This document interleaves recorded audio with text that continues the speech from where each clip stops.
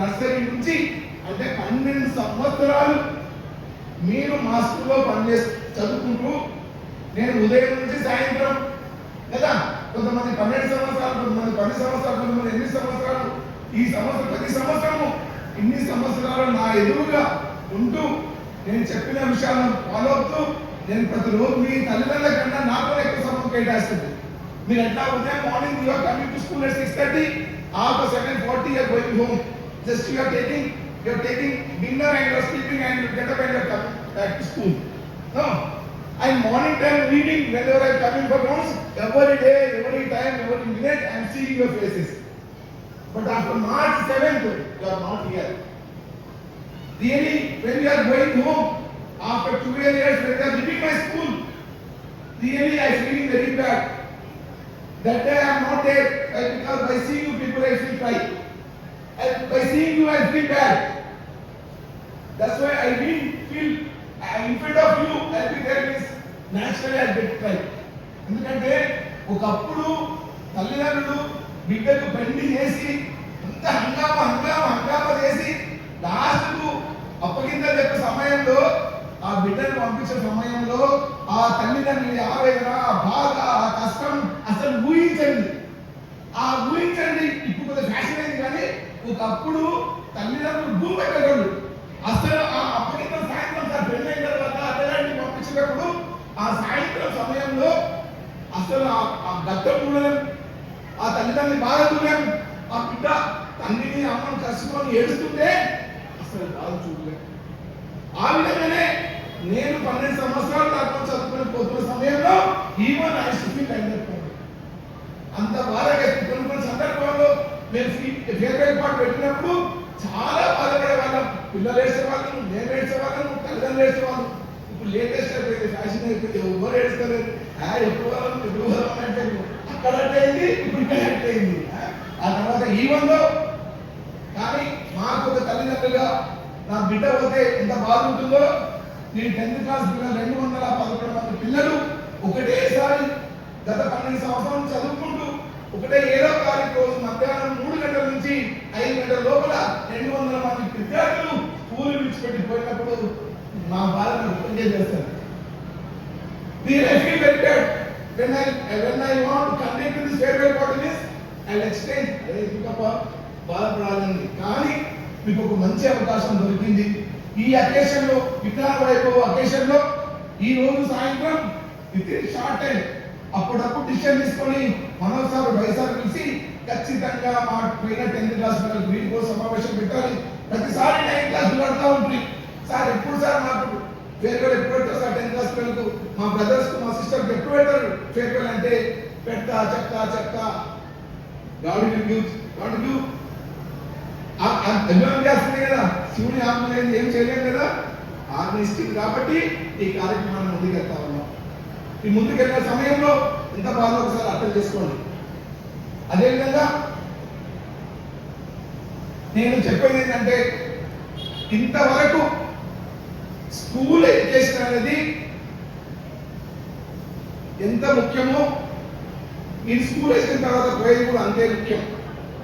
Nursery నుంచి 10th class వరకు మీకు ఒక విషయం కూడా చెప్పినా, నీకు ఒక పిల్లి 6 మంది పిల్లలకు జన్మించినప్పుడు ఆ పిల్లలను ఎంత సేఫ్టీగా చూసుకుంటుందంటే ఒక 6 ఇళ్ళు మారుస్తుంది.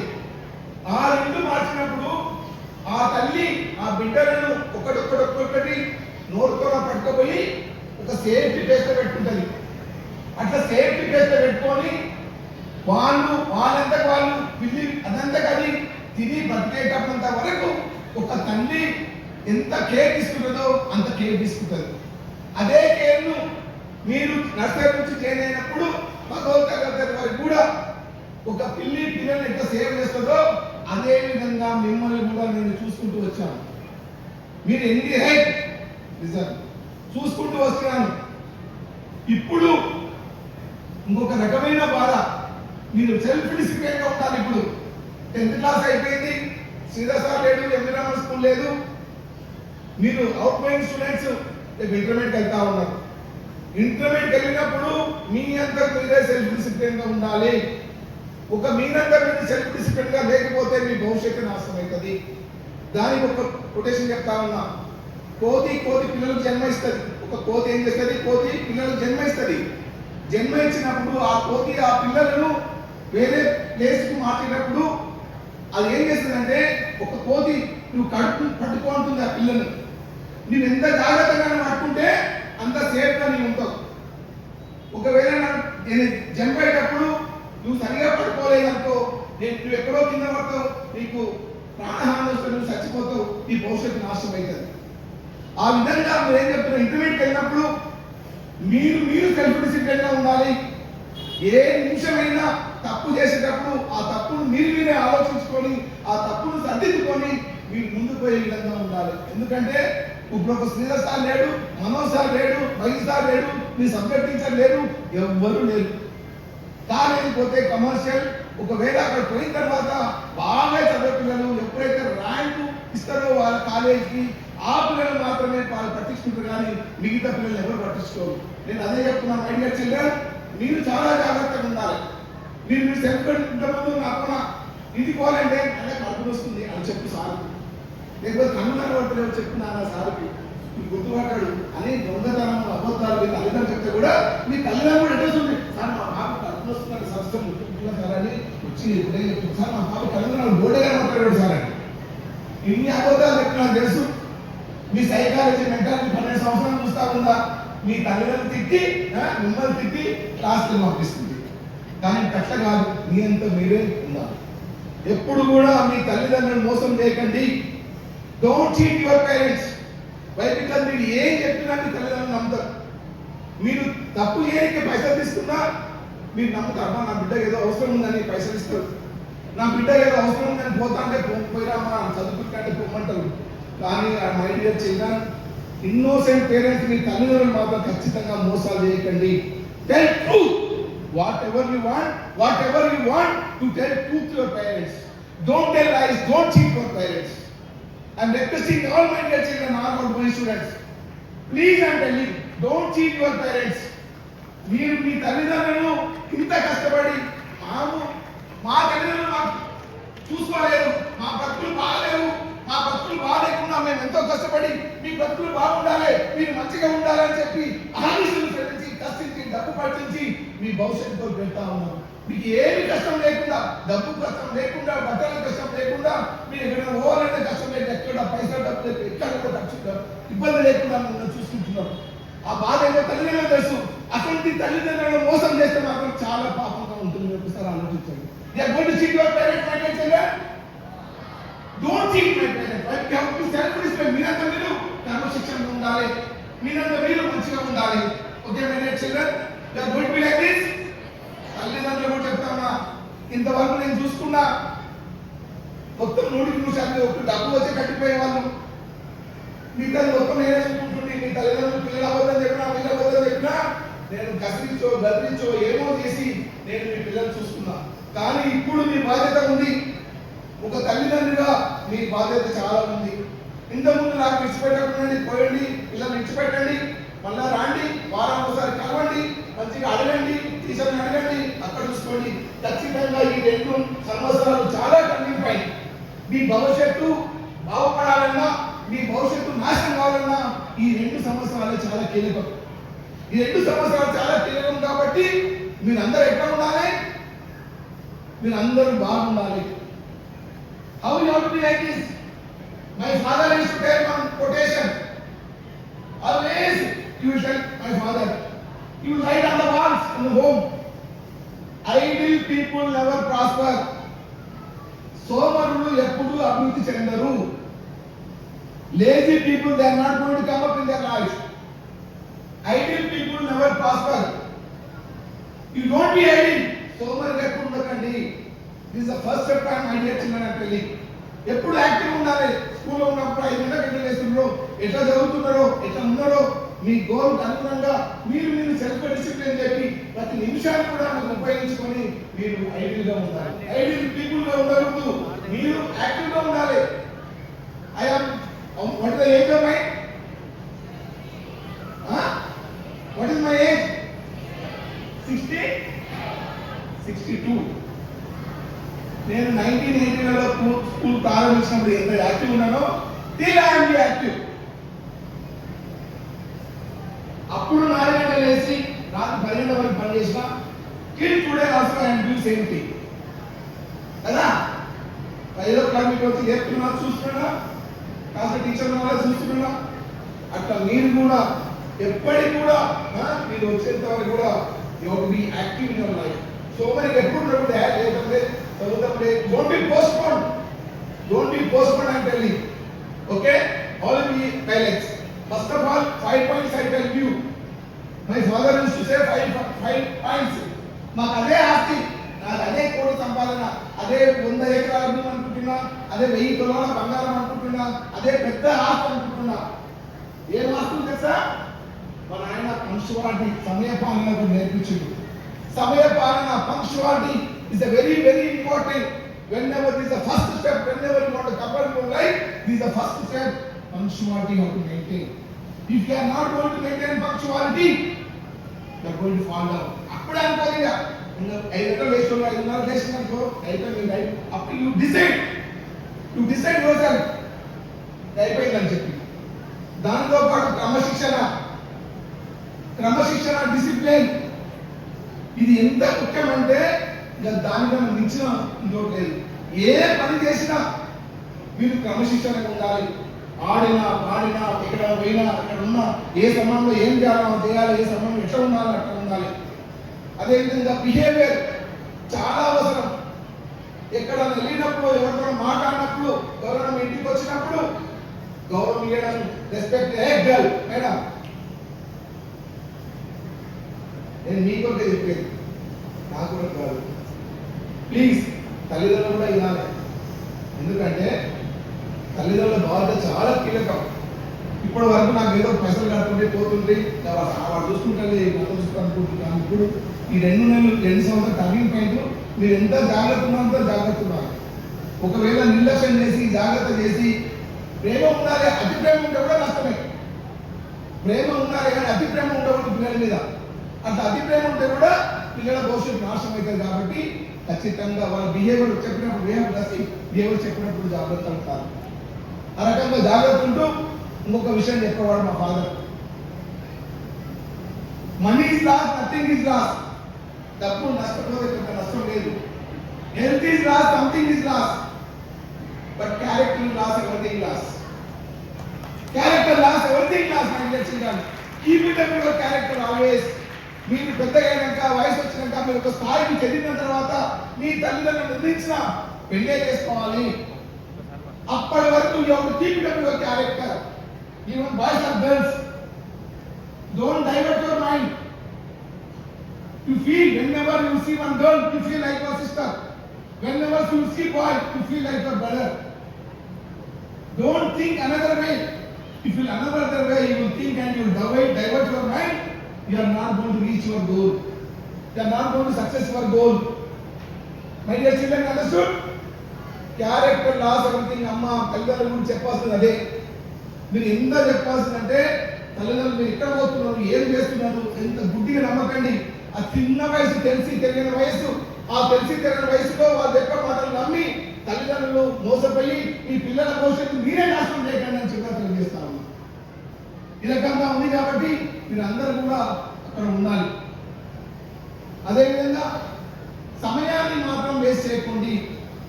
ఒక్కొక్క సెకండ్ చాలా విలువైనది. ఒక్కొక్క సెకండ్ మీకు అందరికీ తెలుసు, ఒలింపిక్స్ లో 100 మీటర్స్ రన్ లో ఒక గోల్డ్ మెడల్ కోల్పోతారు. ఎవరు ఎక్కువ కోల్పోతాడు? ఒక్క సెకండ్ నుంచి ఒక గోల్డ్ మెడల్ మిస్ అయితే తెలుసా? ఒక్క సెకండ్ ఒక గోల్డ్ మెడల్ మిస్ అయితే ఆ గోల్డ్ మెడల్ మిస్ కావడం వల్ల ఆ భవిష్యత్తే నాశనం అయిపోతుంది.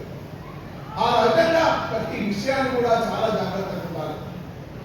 అందుకొరకు మై డియర్ చిల్డ్రన్, ఇంతవరకు ఒక క్రమశిక్షణతో ఎంత పెరిగిందో రేపు పోయిన తర్వాత కూడా అదే క్రమశిక్షణ నుండి సమయం వేస్ట్ చేసుకోకుండా ఇంకొక విషయం చెప్తా ఉన్నా మై డియర్ చిల్డ్రన్. ఈ కాలంలో ఒకప్పుడు ఏదన్నా పెళ్లి పోతుంటే, పేరెంట్ పోతుంటే తల్లి, తండ్రి కొడుకు బిడ్డ కార్యక్రమం పోతుంటే అప్పుడు ఫ్రెండ్స్ ఏం మాట్లాడుతుంది తెలుసా? ఎన్ని ఎకరాలు కొన్నావు, ఎంత బంగారం కొన్నావు, ఎన్ని డబ్బులు సంపాదించినావు అని ఆలోచన చేసేవాళ్ళు, అడిగేవాళ్ళు, డిస్కస్ చేసేవాళ్ళు. ఇప్పుడు అన్ని పోయినవి. ఎక్కడన్నా ఫంక్షన్ పోతే వాళ్ళ మదర్స్ కానీ పేరెంట్స్ కానీ మాట్లాడుతూ నీ కొడుకు ఏం చేస్తున్నాడు, నీ కొడుకు ఏం చదువుతున్నాడు, నీ కొడుకు ఎట్లా ఉన్నాడు అని అడుగుతాడు. వాళ్ళకి డిస్కస్ చేసినప్పుడు నా కొడుకు MBA చదువుతున్నాడు ఉస్మానియా యూనివర్సిటీలో, నా కొడుకు IIT బాంబేలో IIT కాలేజ్ చదువుతున్నాడు, నా కొడుకు సివిల్ ప్రిపేర్ అవుతున్నాడు, నా కొడుకు గ్రూప్స్ రేపు వచ్చే గ్రూప్స్ కొట్టాడు అని డిస్కషన్ చేశాడు. ఆ విధంగా అప్పుడే మీరు ఒకవేళ ఒక IAS ఆఫీసర్ అయితే, ఒక IPS ఆఫీసర్ అయితే, ఒక గ్రూప్ ఆఫీసర్ అయితే, ఒక డాక్టర్ ఇంజనీర్ అయితే, అప్పుడు మాస్టర్ ఫంక్షన్ అయినప్పుడు నీ కొడుకు మీ తల్లిదండ్రులు అక్కడ నుంచి వస్తూ ఉంటారు. మీ తల్లిదండ్రులు వస్తుంటే అక్కడ కూర్చున్న వాళ్ళు ఎవరో తెలుసా? ఆయన కొడుకు ఏ సంవత్సరం ఆయన కొడుకు IPS ఆఫీసర్ అంటే ఏ కొడుకు అంటే మీ తల్లిదండ్రులకు ఎంత గౌరవం ఉందో తెలుసా?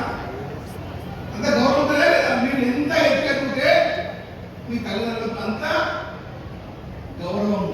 ఎందుకంటే మీ తల్లిదండ్రులు అమాయకంగా ఎంతో కష్టపడి మిమ్మల్ని బాగు చేయడానికి అట్లా చేస్తున్నారు. కాబట్టి మీ తల్లిదండ్రుల గౌరవాన్ని కాపాడాలంటే, మీ తల్లిదండ్రులకు గౌరవాన్ని చూయాలంటే మీరు అంత ఎత్తేది కాదు. అర్థమైందా?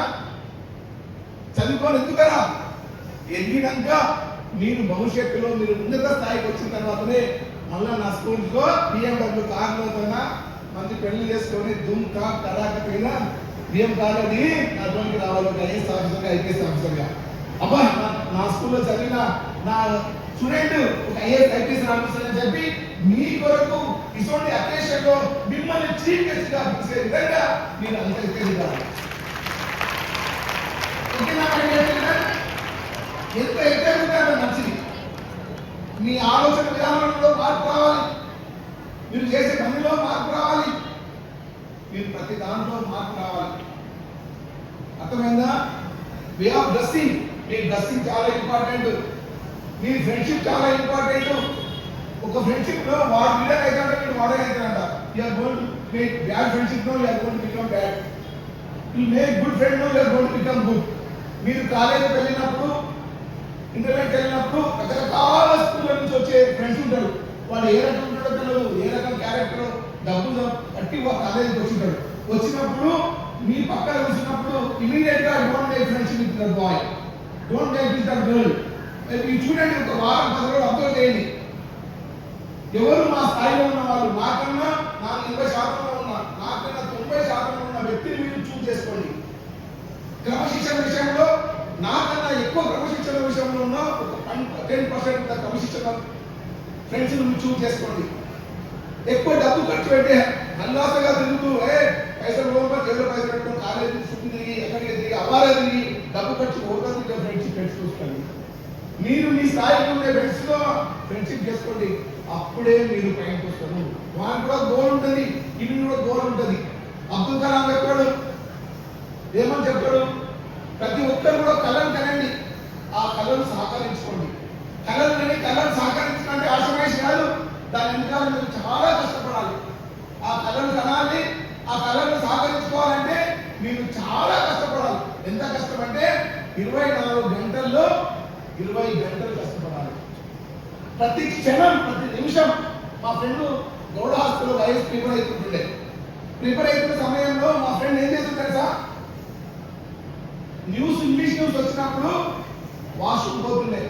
వాష్రూమ్ తో రేడియో తీసుకొని ఆ రేడియో న్యూస్ ఇనుకుంటా వాష్రూమ్ లో స్నానం చేసేవాడు. ఆ న్యూస్ ఇనుకుంటూనే డైనింగ్ హాల్ వచ్చి ఫోన్ చేసేవాడు. ఆ న్యూస్ చూసుకుంటూనే ఏదో వేరే కార్యక్రమాలు చేసేవాడు. మిగతా సమయాన్ని మొత్తం కూడా చదువుకుంటే రాసి ఈ రోజు ఆ IAS కొట్టుకోకుండా గ్రూప్ సివిల్స్ లో గ్రూప్ ఏలో సీట్ కొట్టుకొని ఉన్నత స్థాయిలో వెళ్తున్నారు.